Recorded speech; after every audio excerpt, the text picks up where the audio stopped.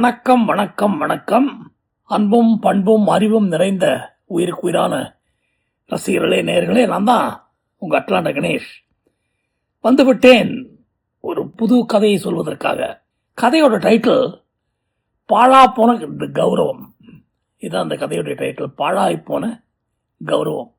அதாவது என்னதான் மாற்றம் அப்படின்லாம் நம்ம சொல்லி பேசினாலும் இந்த காலத்துலேயும் சரி, அந்த காலத்துலேயும் சரி, எந்த காலத்துலேயும் பல குடும்பங்களுக்கு அவங்களுடைய குடும்ப கௌரவம் ரொம்ப முக்கியம் அப்படின்னு நினைக்கிறாங்க. வெளியில் சொல்கிறது கொஞ்சம் பேர் தான், பட் மனசுக்குள்ளே நிறைய பேருக்கு இருக்கும். வேறு வழி இல்லாமல் சப்போஸிங் தன்னுடைய மகளோ மகனோ வேறு ஜாதியில் காதல் பண்ணிடுறாங்க, லவ்வுக்காக நாயா பின்னாடி ஓடுறாங்க, வைக்கிறாங்க. அந்த மாதிரிலாம் வீட்டில் குழப்பம் அந்த பையனை ரிலேஷன்ஷிப்பே கட் ஆகாமல் கூட இருக்கணுங்கிற எண்ணத்தில் சரி இப்போது இந்த காலத்தில் ஜாதியாவது மதமாவது அப்படின்னு சொல்கிறவங்களும் இருக்காங்க. அதே நேரத்தில் விருப்பம் இல்லாமல் வேறு வழியே இல்லாமல் அந்த கல்யாணம் காட்சியெல்லாம் பண்ணுறவங்களும் இருக்காங்க. ஆனால் கண்டிப்பாக கூடவே கூடாது அப்படின்னு சொல்கிற ஒரு 25-30% இன்றைக்கும் இருக்காங்கங்கிறது தான் உண்மை. ஆனால் அந்த உண்மை எவ்வளோ பேர் ஒத்துப்பாங்கங்கிறது தெரியல. ஏன்னா ஆணவ கொலைகள்லாம் இன்னமும் நடக்குது நம்ம தமிழ்நாட்டிலே நடக்குதுன்னு சொன்னால் நீங்கள் நார்த் இந்தியா பற்றி யோசிச்சு பாருங்கள். அவங்கெல்லாம் இந்த மாதிரி விஷயங்கள் வெறிபிடிச்சு அலையிறவங்க, ஜாதி மதம் அந்த மாதிரி விஷயங்கள்லாம். அதனால் அங்கெல்லாம் எவ்வளோ கொலை நடக்குதுன்னு தெரியல. டேட்டா ஸ்டாட்டிஸ்டிக்ஸ் எல்லாம் பார்த்தா தான் அந்த விஷயங்கள்லாம் தெரியும். எனிவே நம்ம கதைக்கு வருவோம். திருநெல்வேலி ஜில்லாவில் ஸ்ரீவைகுண்டம் பக்கத்தில் ஒரு சின்ன வில்லேஜு. அங்கே நம்ம கதாநாயகன் முத்துப்பாண்டி வயசானவர், ஒரு 10 ஏக்கர் நிலம் வச்சுருக்காரு, விவசாயி, ஒரு ஒய்ஃபு. அந்த அம்மாவும் பாவம் படிக்காதவங்க, ஆனால் ஓரளவுக்கு கணவனுக்கு அனுசரணையாக போகிறவங்க. 2 பேரும் அந்த 10 ஏக்கர் நிலத்தில் உழைச்சி கொட்டி எல்லாம் செஞ்சு ஒரு மாதிரி குடும்பத்தை கொண்டு வராங்க. 4 பிள்ளைங்க அவங்களுக்கு. அதாவது 4 பிள்ளைங்க என்ன, 2 பொண்ணு 2 பையன். பசங்க மூத்தவன் ஒருத்தன், அடுத்தது பொண்ணு, அதுக்கு அடுத்தது இன்னொரு பையன், அதுக்கு அடுத்தது ஒரு பொண்ணு, 4. ஸோ எல்லாருமே இப்போ நல்ல பெரியவங்களாக வளர்ந்துட்டாங்க.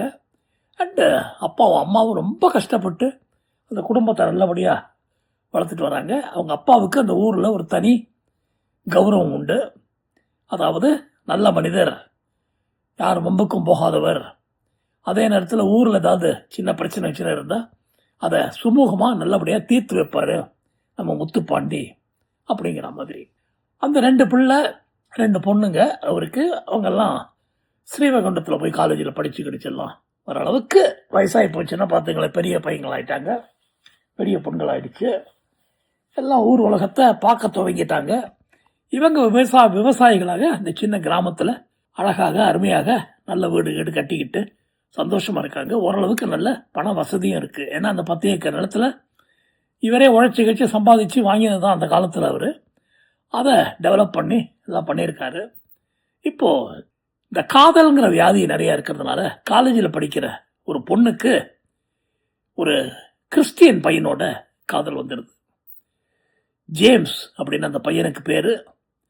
இந்த பொண்ணுக்கு அழகா ருக்மணி அப்படின்னு பேர் வச்சுறாங்க. ருக்மணி அண்ட் ஜேம்ஸ் அப்படின்னு பார்த்தா எப்படி இருக்கு பாருங்க. கொஞ்சம் தைரியமான பொண்ணு அந்த பொண்ணு. அப்பா கிட்ட வீட்டில் அப்பாட்டையும் நீங்கள் என்னை ரொம்ப கஷ்டப்பட்டு வளர்க்குறீங்க, நல்ல விஷயங்கள் பலதெல்லாம் சொல்லி கொடுத்தீங்க, நானும் உங்களுக்கு தொந்தரவு கொடுக்காம நல்லபடியாக படித்து முன்னுக்கு வந்தேன். இப்போ எனக்கும் வயசு 20-21 ஆகிப்போச்சு. எனக்கு ஒருத்தரை பிடிச்சிருக்கு, அவரை கல்யாணம் பண்ணிக்கணும்னு ஆசைப்பட்றேன், உங்கள் ஆசீர்வாதத்தோடன்னு சொல்ல, அவங்களுக்கு திடீர்னு பொண்ணு இந்த மாதிரி குண்டை தூக்கி போடுதுன்னு சொல்லிட்டு, யாருமா அந்த பையன், நல்ல பையனா, நல்ல பையன்தான், வேலை தேடிக்கிட்டு இருக்காரு. ஐயோ, வேலை தேடிக்கிட்டு இருக்காருன்னு சொல்கிறிய, நல்ல வேலையில் இருக்காருன்னு சொல்ல வேணாமா அப்படின்னு அம்மாவும் அப்பாவும் சொல்ல, அதெல்லாம் விடுங்க, நிச்சயமாக நல்ல வேலை கிடைக்கும், நல்ல மனுஷன். பையன் பேர் என்ன அப்படின்னு உடனே ஜேம்ஸ். ஜேம்ஸா, நம்ம ஜாதியில், நம்ம மதத்தில், நம்ம இதில் இந்த மாதிரி பேர் இருக்காதே. அம்மா, அவர் கிறிஸ்டியன்மா. இயேசு கிறிஸ்து தான் அவங்களுக்கு கடவுள், அவங்க அந்த மதத்தை சேர்ந்தவங்க அப்படின்னு சொன்ன உடனே, ஆண்டவா அப்படின்னு அம்மா ஷாக்காக, அப்பனுக்கு கண்ணெல்லாம் சிவந்து போய், யார்கிட்ட பேசுகிறடி நீ? முத்துப்பாண்டி, இந்த குடும்பத்தோட கௌரவத்தை காப்பாற்றிட்டு இருக்கேன், இவ்வளோ வருஷமாக உழைச்சி கொட்டி உங்களெல்லாம் வளர்த்துக்கிட்டு இருக்கேன், நீ என்னடானா திடீர்னு எவனோ ஒரு கிறிஸ்டியன் பையனை லவ் பண்ணுறேன், கல்யாணம் பண்ணிக்கிறேங்கிற, எவ்வளோ திமிர் இருக்கணும், வெட்டியை போட்டுருவோம் உன்னை, வெட்டுக்க தேடுறேன் அப்படின்னு சொல்ல, அப்பா வெட்டினா நீங்கள் தான் ஜெயிலுக்கு போக போகிறீங்க, நல்லா பார்த்து வெட்டுங்க, நீங்கள் வளர்த்த மரத்தை வெட்டுற மாதிரி என்னையும் வெட்டினீங்கன்னா அதுலேருந்து வரக்கூடிய கனிகள்லாம் உங்களுக்கு கிடைக்காம போக போகுது, அதே நேரத்தில் நீங்கள் ஜெயில் களி சாப்பிட்டு இருப்பீங்க, செய்யுங்க அப்படின்னு சொல்ல ஷாக் ஆயிடுறாரு. என்னடா இது, நம்ம வளர்த்த பொண்ணு இவ்வளோ திமிராக இருக்குது அப்படின்னுட்டு அப்படியே மற்றவங்களாம் பார்க்குறாங்க. மற்ற 3 பசங்களும் ஒரு மாதிரி பயந்துக்கிட்டு இருக்கு. ஏன்னா மூத்த பையன் உள்ளூர ரொம்ப சந்தோஷம், ஏன்னா அவனுக்கும் வேறு ஜாதியில் இருக்கிற ஒரு பொண்ணுக்கும் லவ். அந்த லவ் எப்படி நான் சொல்கிறதுன்னு நினச்சான், இப்போ தங்கச்சி போட்டு உடச்சிட்டா, அடுத்தது இன்னொரு 3-4 மாதத்தில் நம்மளும் போட்டு உடச்சிட்டு அதுக்குள்ளே படிப்பெல்லாம் முடிஞ்சு கிழிஞ்சு ஒரு மாதிரி வேலைக்கு போயிடுவோம் அப்படிங்கிற மாதிரி அவன் நினைக்க, 3வது ஒரு பையன், 4வது மறுபடியும் ஒரு பொண்ணு, அந்த பொண்ணுக்கு ஒரு 18 வயசாகி போச்சு. இந்த மாதிரி எல்லாம் ஒரு 1.5 வயசு வித்தியாசத்தில் பிறந்த குழந்தைகள். ஸோ எல்லாத்துக்கும் விவரம் தெரிஞ்சதுங்க. இவ அக்கா காரி சொல்லி பார்க்குற வைக்கிறா. அப்பங்கார முதல்ல கோவப்பட்டான், அப்புறம் கொஞ்சம் அட்வைஸ் எல்லாம் பண்ணி பார்க்குறான், ஒன்றுக்கு சரிப்பட மாட்டேங்குது. சரி நீ காலேஜுக்கு போனா ஒரு இடம் பண்ண வேணாம், இந்த காலேஜுக்கு போனால் தான் இந்த லவ் எல்லாம் சனியெல்லாம் வருதுன்னு எல்லாத்தையும் தூக்கி போட்டு வீட்டிலே இருந்து ஹவுஸ் அரெஸ்ட் பண்ண. ஒரு நாள் நேரம் கிடைச்ச போது நைஸாக இவ ஜேம்ஸை நோக்கி ஓட, அந்த ஜேம்ஸ் இவளை நோக்கி ஓடி வர, 2 பேரும் ஊரை விட்டே ஓடி போயிட்டாங்க. ரொம்ப அவமானமாக போயிடுது குடும்பத்துக்கு. அதுவும் முக்கியமாக முத்துப்பாண்டிக்கும் அவர் மனைவிக்கும். என்னடா பண்ணுறதுன்னு தெரியாமல் முழிச்சுக்கிட்டு அப்படியே குறுகி போய் வீட்டை விட்டு வெளில போகாமல், ஏன்னா சின்ன வில்லேஜ் தான், எல்லாரும் ஐயோ ஓடி போயிட்டா வளர்த்த லட்சணம் சரியில்லைன்னு சொல்லிடுவாங்கங்கிற கவலையிலையும், குடும்ப கௌரவம் மானெல்லாம் போயிடுச்சுங்கிற இதுலேயும் வெறியிலையும் ரொம்ப நொந்து போயிருக்கிற போது அப்படியே ஒரு 15-20 நாள் ஓடுது. போலீஸ் கம்ப்ளைண்ட்லாம் கொடுக்குறாங்க, வைக்கிறாங்க.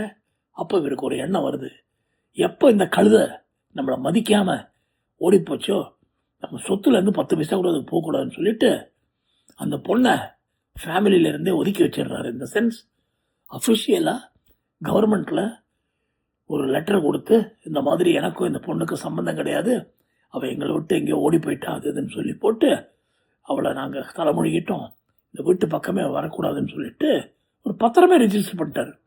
அதே நேரத்தில் எங்கேயோ சரி நல்லா இருக்குது, கெட்டு போகுது, என்ன வேணாலும் நமக்கு என்ன வந்ததுன்ட்டு இருக்காரு.